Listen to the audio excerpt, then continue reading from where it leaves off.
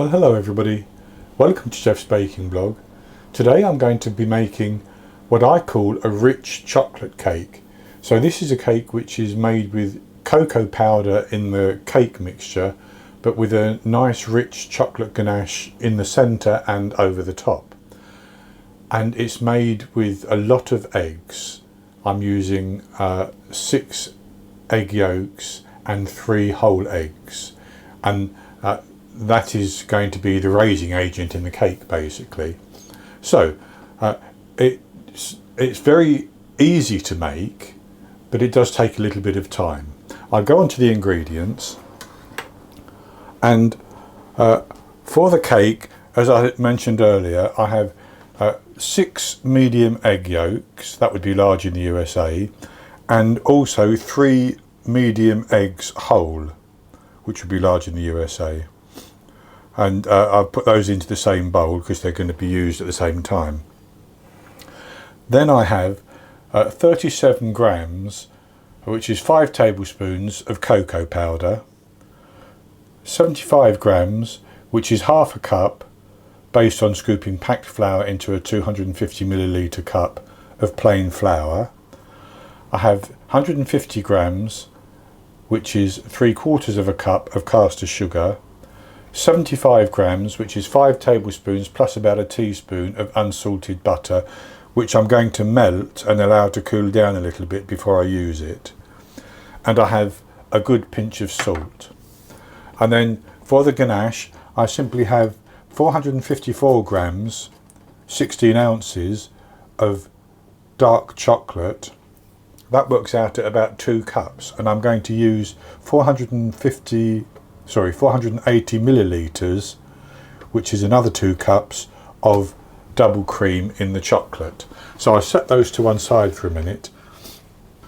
And the first thing we have to do is to beat the eggs with the sugar, but as we beat it, we're going to put it onto a double boiler or a bain-marie, and we're going to whisk it all the time until it is hot. And then once it's hot, we'll take it off the heat and we'll beat it some more. So I just put the sugar and the eggs into a larger bowl, and I have my pan of water heating now, and I bring that up until it's simmering while we're working on whisking the eggs. So with the eggs and the sugar on the pan of water, which is not hot yet, but it's heating up, I'm going to simply whisk those, and I'm using my immersion blender to do this.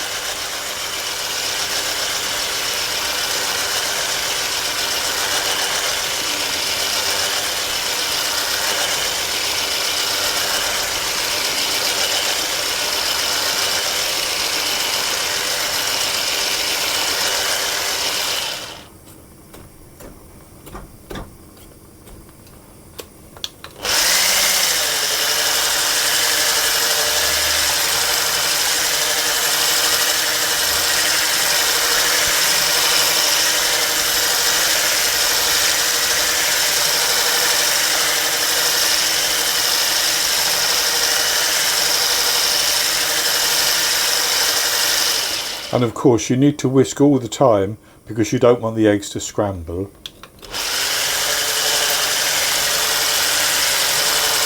And with the eggs whisked in the bain-marie until they're really quite warm and they've begun to thicken up, I'm going to put them into the bowl of my stand mixer, and I'm going to whisk them again, and this time I'm going to keep whisking until it achieves a ribbon-like texture, so that when you take the whisk out of the bowl and trail it round, it creates a ribbon. So with the eggs in the bowl, I'm going to whisk them, and as I whisk them, I'm going to preheat my oven to 180 Celsius, that's 160 Celsius with a fan, 350 Fahrenheit, and get an 8-inch springform pan ready. I'm going to grease it and flour it, and then put parchment paper on the bottom, ready to take the cake batter.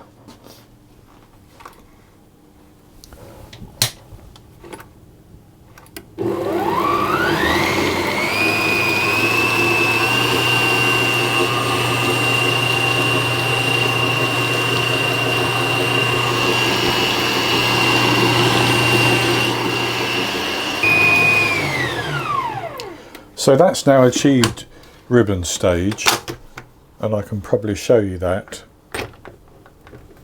if I take the whisk off. You can see that it's holding a ribbon and then it sinks into the batter. So that's the texture or the consistency that I need. So we need to go on now and add in the remaining ingredients.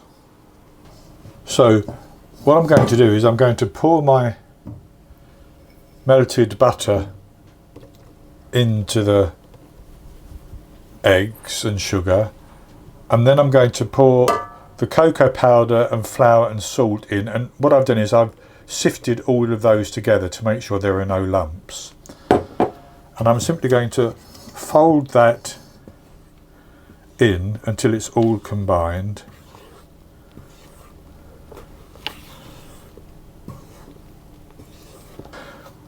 So with my oven preheating and with that mixed in, I'm going to put that into my prepared cake tin.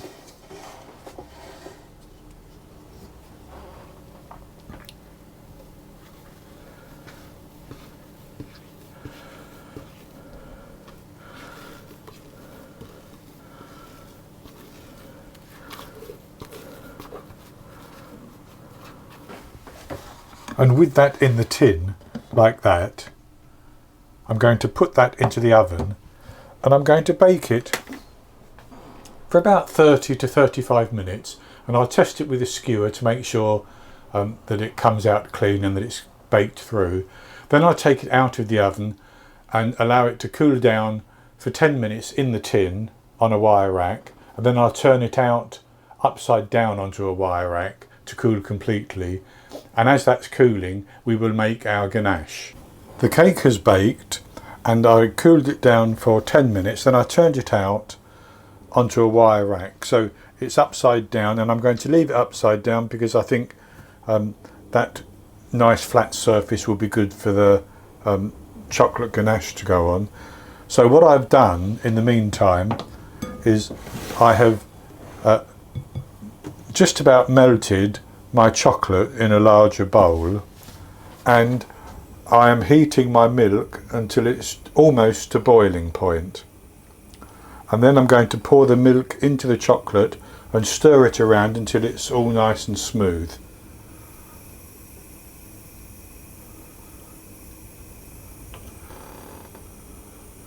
So the milk is hot enough, and I'm going to pour that into the milk. That's cream, not milk, sorry. Pour that into the chocolate, and I'm going to stir it around.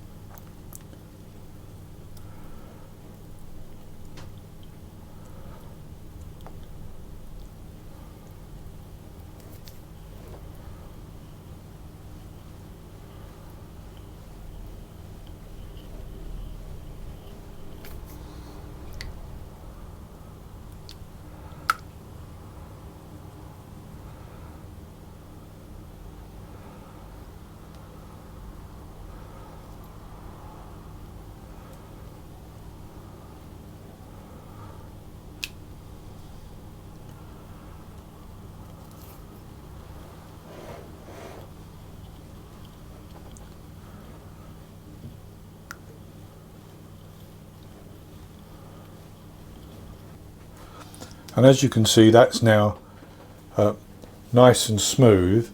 I'm just going to wipe down the sides.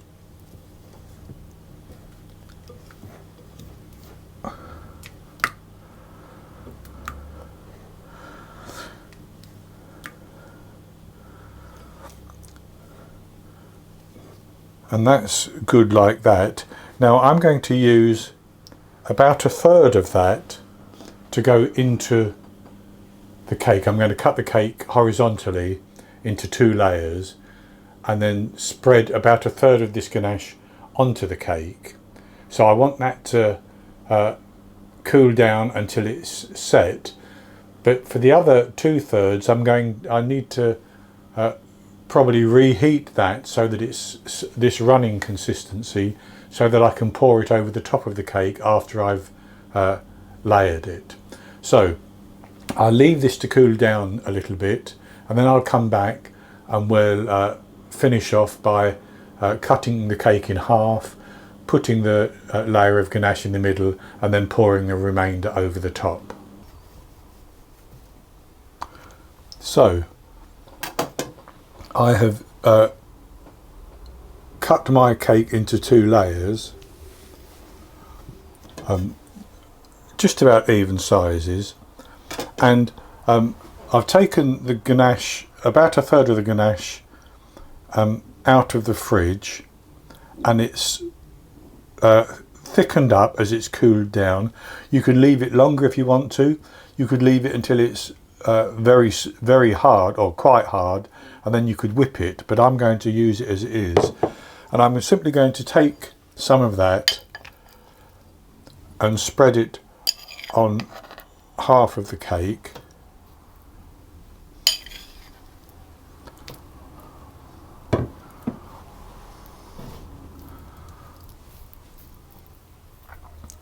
And the thickness of the spread is up to you, really.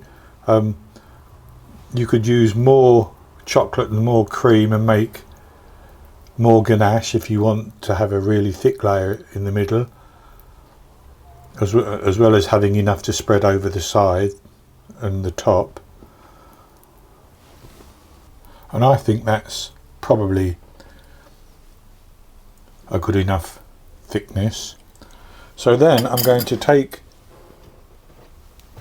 the other half and put it on the top like that, and I'm going to lift it up and move it into the centre of my tray,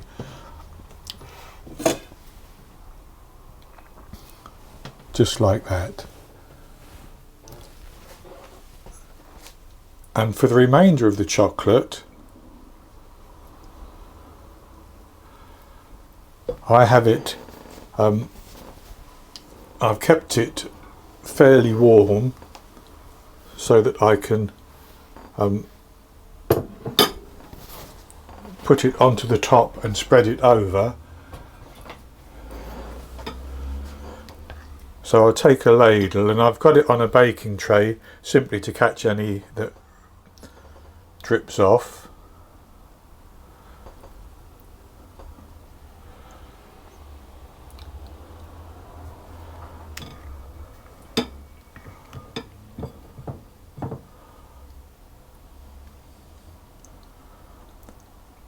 So I'm just spreading it over, and I'm going to let it drip down the side because I want to cover the sides. And if you find that you run out, you can always use that which drips into the tray below. You may just have to reheat it again slightly. And so, with that covered like that, I'm simply going to leave it there so that the chocolate can firm up on the top, the ganache, before I cut it. And what I will actually do is I may take the little bit of excess that I've got, chill it, and maybe pipe a little bit on the top, but that's something you can do or you don't have to do if you don't want to. So I'll come back when this is set up and I'll slice it and we'll have a taste. Well, I let the ganache set on the chocolate cake, and with the excess ganache I put it into a piping bag with a little nozzle, and I just piped it over the top in some sort of rough type of rosettes, no particular pattern, but just to use up the excess of the chocolate ganache really. So this is what it looks like, and I've taken a slice out of it, as you can see. So there's the layer of ganache in the middle, and then the ganache on the top. So I'll have a taste of a piece.